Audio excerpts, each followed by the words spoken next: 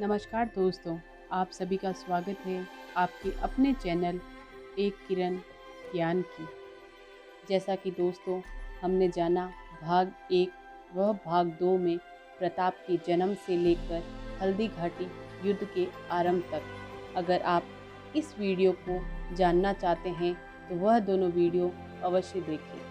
का link description box में दिया गया है। 18 जून 1576 आषाढ़ बदी सप्तमी विक्रम संवत 1633 को प्रातःकाल युद्ध की भेरी बजाई गई।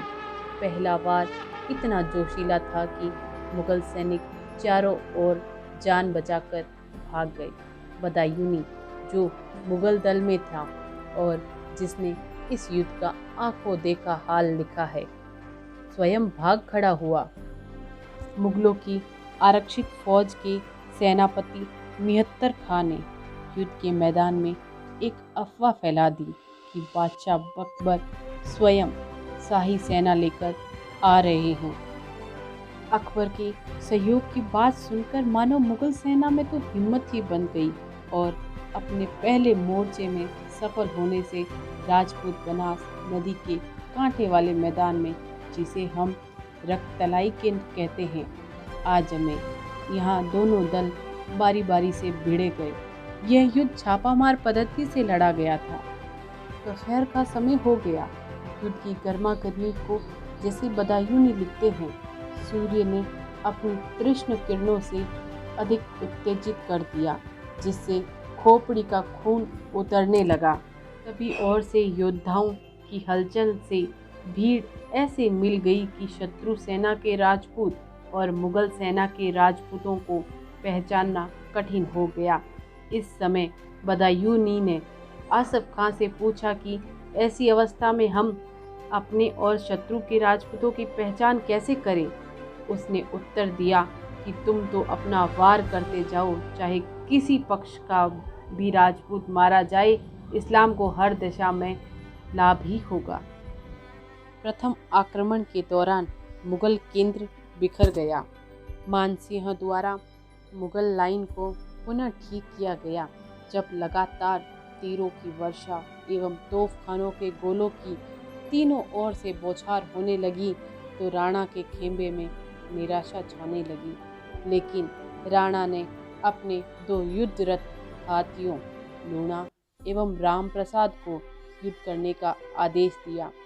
प्रताप की सेना में अब हाथी युद्ध में ना तो गोलियां चली, ना ही तीर, ना ही तोपखाने गरजे।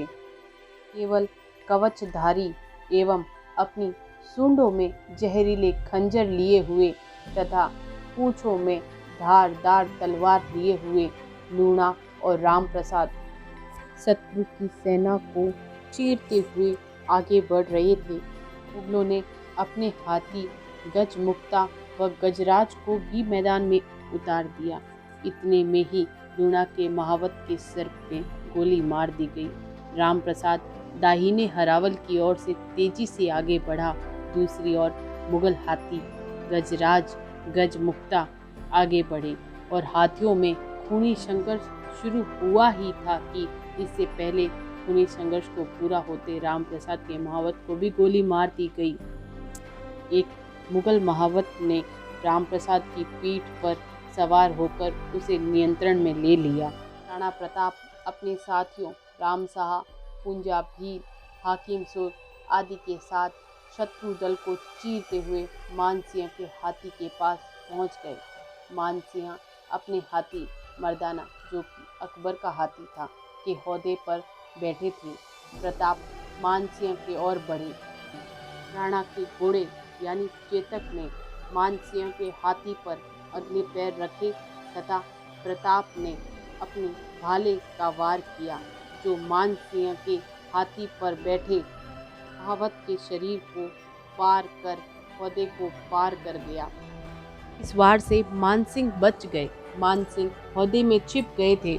प्रताप सेना से घेर लिए गए, लेकिन प्रताप ने संतुलन बनाए रखा तथा अपनी शक्ति का अद्भुत प्रदर्शन करते हुए मुगल सेना में उपस्थित बलिष्ठ पठान बहलोल खां के वार का ऐसा प्रतिकार किया कि उसके उसके सहित उसके घोड़े के भी 2 फाड़ कर दिए। के समर्थक ने सबने समझाया कि युद्ध के मैदान को छोड़ दो, क्योंकि चेतक घायल हो चुका था। आके युद्ध क्षेत्र से हटने से पूर्व सादरी के झाला विद्या राणा के सर से छत्र खींचकर स्वयं धारण कर लेते हैं एवं सेना का नेतृत्व संभालते हैं। मानसिंह के सैनिक पर झपट पड़ते हैं और लड़ते हुए वीर गति को प्राप्त होते हैं। क्योंकि टांग के घोड़े से राणा अधिक दूर नहीं जा पाए, बीच में एक बड़ा नाला या घाटी का मार्ग था, जिसे चेतक ने कूद के पार किया और वहीं चेतक की मृत्यु हो गई। राणा ने उसके अंतिम संस्कार द्वारा अपने प्यारे घोड़े को श्रद्धांजलि अर्पित की। बलीचा नामक स्थान पर आज भी चेतक की समाधि। दूसरे दिन मानसिंह अपने सैनिकों के साथ गोगुंदा की ओर रवाना हो गए। मुगल सेना के आदमी एक एक कर लौट गए। अकबर का यह सैन्य अभियान असफल रहा तथा इसका समाचार अकबर को मिलने पर मानसिंह और आसफ खां की कुछ दिनों के लिए डोडी बंद कर दी, अर्थात उसको दरबार में सम्मिलित होने से वंचित कर दिया गया था। इस युद्ध के कारण मेवाड़ पूरी तरह उजड़ गया था। मेवाड़ की वह स्थिति देख प्रताप बोले, है सौगन माँ ने बोलिया प्रताप, मैं छात्र धर्म निभाऊला, मैं अथक लड़ूला, अकबर सु उजीड़ो मेवाड़ बसाऊला। विदेशी इतिहासकार कर्नल जेम्स टॉड ने अपनी पुस्तक annals and antiquities of Rajasthan में प्रथम बार इस युद्ध को हल्दी घाटी के नाम से संबोधित किया। तब से यह लड़ाई हल्दी घाटी युद्ध के नाम से प्रसिद्ध हो गई। कर्नल जेम्स टॉड ने हल्दी घाटी युद्ध को मेवाड़ की थर्मोपोली भी कहा है। इतिहासकार अब्बुल फजल ने इस युद्ध को खमनोर का युद्ध कहा। बदायूनी ने इसे गोगुंदा का युद्ध बताया है। घाटी के पश्चात महाराणा प्रताप ने शाही जीवन को त्याग दिया, शाही भोजन करना त्याग दिया, कंदमूल खाकर अपना जीवन बिताते थे, घास के बिस्तर पर सोते थे। हल्दी घाटी के रण क्षेत्र से प्रताप भोमट क्षेत्र में कोलियारी ग्राम की ओर प्रस्थान किया। वहीं कोलियारी ग्राम के निकट कमलनाथ पर्वत पर स्थित आवरगढ़ में प्रताप ने अपनी अस्थायी राजधानी स्थापित की। सेना के लौट जाने के बाद प्रताप ने गोगुंदा पर पुनः अधिकार स्थापित कर लिया। वहां मांडर कुंपावत को शासक नियुक्त किया। उसके पश्चात राणा प्रताप ने कुंभलगढ़ को अपना केंद्र बनाकर मुगल स्थानों पर आक्रमण करना शुरू कर दिया था। इससे एक बार और अकबर क्रुद्ध हो गए और अक्टूबर 1577 को शाहबाज खां के नेतृत्व में एक सेना मेवाड़ की ओर भेज दी। शाहबाज खां ने 1578 में कुंभलगढ़ पर आक्रमण किया। लंबे समय तक उसने कुंभलगढ़ पर आक्रमण जारी रखा। प्रताप तो पहले ही किले का भार मानसिंह सोनग्रा को सौंपकर पहाड़ों में निकल चुके थे। प्रताप जंगलों में रहकर ही अपनी शक्ति में वृद्धि कर रहे थे और अकबर के विरुद्ध भावी युद्ध की तैयारी में जुटे हुए थे। फिर प्रताप ने अपना केंद्र चावंड को स्थापित किया।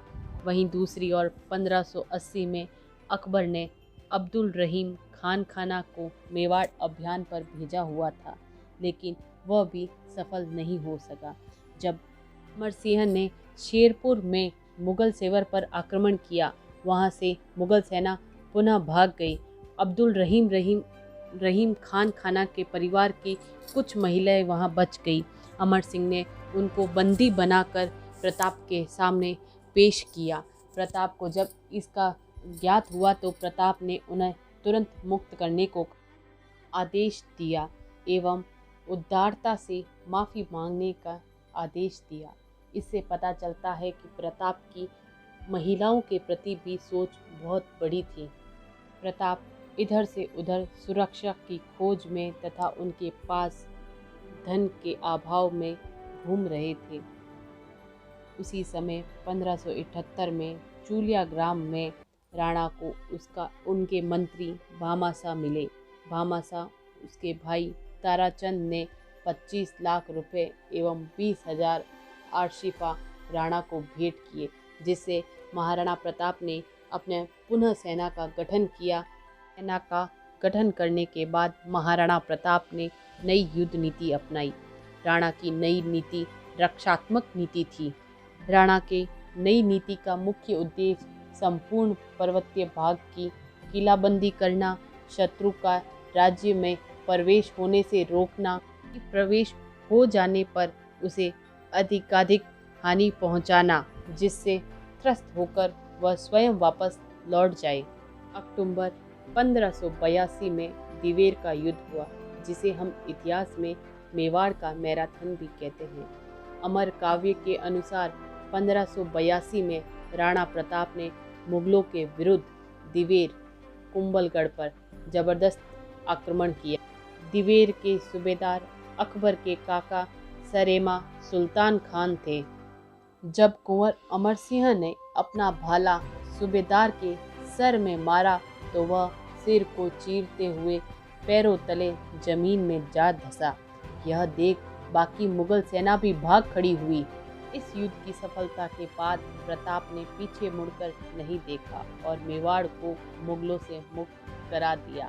5 दिसंबर 1584 को कछवाहा जगन्नाथ के नेतृत्व में एक सशक्त सेना मेवाड़ पर पुनः भेजी। जगन्नाथ कछवाहा को भी सफलता नहीं मिली, अपितु उसकी मांडलगढ़ में ही मृत्यु हो गई। सन 1585 के बाद अकबर ने मेवाड़ पर कोई आक्रमण नहीं किया। राणा ने पहले गोगुंदा पर, फिर कुंभलगढ़ को, तत्पश्चात चावंड को अपनी आपातकालीन नई राजधानी बनाई थी, जहां अनेक महल, चामुंडा मंदिर आदि का निर्माण करवाया था। जीवधर की रचना अमरसार के अनुसार प्रताप ने ऐसा सुदृढ़ शासन स्थापित कर लिया था कि महिलाओं और बच्चों तक को भी किसी से भय नहीं रहा था। अंतिम समय में प्रताप अस्वस्थ हो गए थे एवं उनका शरीर बहुत कमजोर हो चुका था। 19 जनवरी 1597 में 57 वर्ष की उम्र में